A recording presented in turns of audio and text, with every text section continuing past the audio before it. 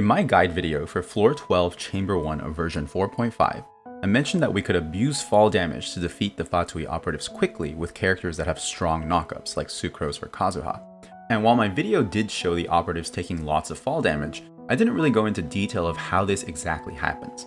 I kind of took for granted that you would randomly get fall damage for free just by using these characters. On the contrary, I got a lot of comments from players saying that they were using Sucrose and Kazuha but not dealing any fall damage, asking if they were doing something wrong or how to make it happen. And I didn't have a good answer for these comments, because to be completely honest, I also didn't fully understand what makes an enemy take fall damage. I felt really bad about this, because not only was I giving advice that wasn't really working for my viewers, but I couldn't even help them understand why it wasn't working. Since posting this video and reading these comments, I spent a lot of time collecting and reviewing more footage of my fights against these Fatui Operatives, and also reading up on exactly how fall damage works. If you're like me, before making this video, you might think that fall damage is what happens when an enemy falls from a really high place and then hits the ground. That's not necessarily wrong, but it's not the full picture of how fall damage works. Fall damage is actually more accurately known as collision damage in the theory crafting community. Collision damage is what occurs when an enemy collides with an obstacle at a very high speed. This damage is based on a percentage of their max HP and typically ranges from around 10 to 30% of their max HP. The faster they collide with the obstacle, the more damage they take. The example that we just saw still falls under the category of collision damage. The obstacle that the enemy is colliding with is the ground, and they're colliding at a high velocity because gravity accelerates them as they fall from a high place. But this is just one example of how collision damage can happen. Many of you may have already experienced throwing Fatui agents against the arena walls with a charge attack or Gene skill and watching them take close to 100,000 damage. This is also collision damage. The enemy is colliding with the wall at a high speed because you're pushing them with such a strong knockback, and this collision is what causes them to take damage. For players who use Jean a lot, you might already know that you don't even need a wall to do this. Her skill throws enemies hard enough to make them collide with the ground at just a slight angle that can also cause collision damage. Knowing this detail about how this mechanic works helps us break down what's going on when an enemy takes fall damage from Sucrose's Burst, even though it doesn't look like the enemy is really high enough to take fall damage. But first, we need to take a step back and first understand exactly what Sucrose's Burst does. It's an ability that has two distinct effects. First, it creates a vacuum that pulls enemies towards its center, and then it performs a knockup, repeating these two effects 2 or 3 more times depending on her constellation. You'll notice that the knockup alone is not enough to cause fall damage on its own. And additionally, the vacuum effect doesn't really seem to be doing anything after the initial vacuum that pulls the enemies in. But it's actually the combination of these two effects that makes collision damage possible with Sucrose's Burst. What's happening in this clip is that at the peak of the knockup, I hit the enemy an additional time with Sucrose's skill, knocking them up slightly farther, and more importantly, keeping them suspended in the air for just a second longer. While they're still airborne, the vacuum effect of Sucrose's Burst now kicks in, and this vacuum pulls the enemy down, causing them to collide with the ground at a high speed. And as we now know, that causes collision damage. So even though the enemy didn't fall from very high up, we were still able to trigger collision damage because we created a scenario where the enemy was airborne while the vacuum effect was happening, and this vacuum pulls them down at a speed that's high enough to cause collision damage. I kind of like to visualize this as a rubber band effect. If you imagine that one end of the rubber band is attached to the enemy, and the other end is attached to the center of Sucrose's Burst, when the knockup is happening, both ends of the rubber band travel up into the air together, and there's no tension on the rubber band. Then, if we don't add anything else, the enemy simply falls back to the ground, and when the burst switches to the vacuum mode, both ends of the rubber band are just sitting on the ground. So again, there's no tension on the rubber band.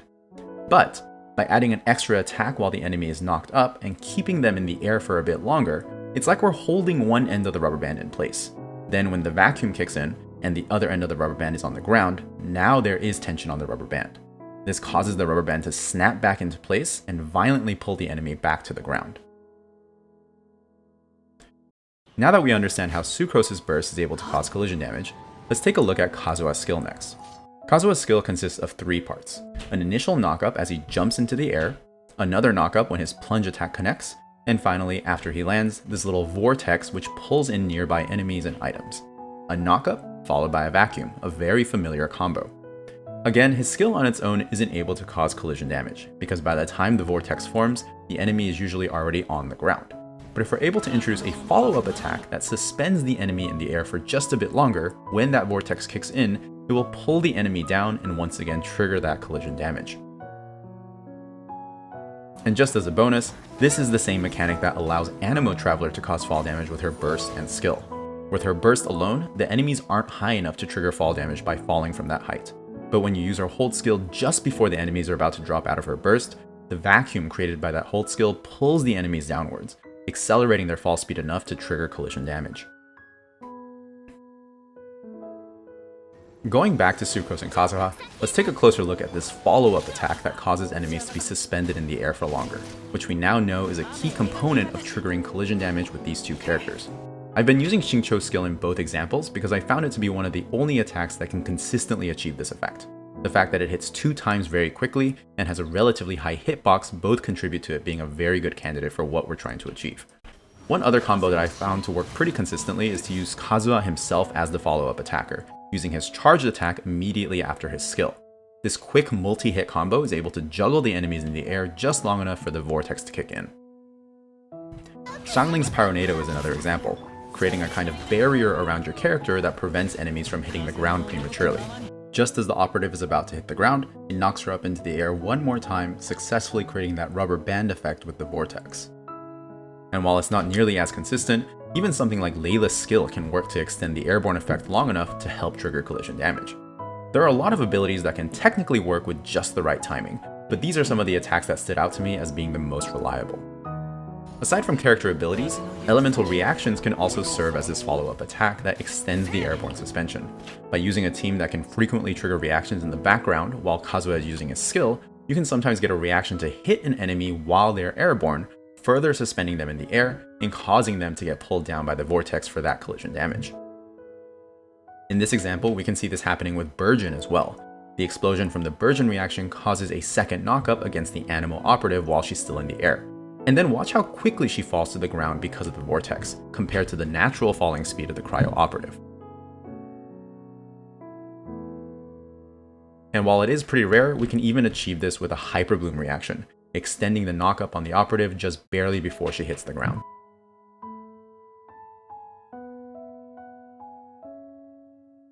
Even with all of these examples, it's still very difficult to trigger collision damage with 100% consistency, because of the precise timing required and the somewhat unpredictable physics that affects enemies while they're airborne.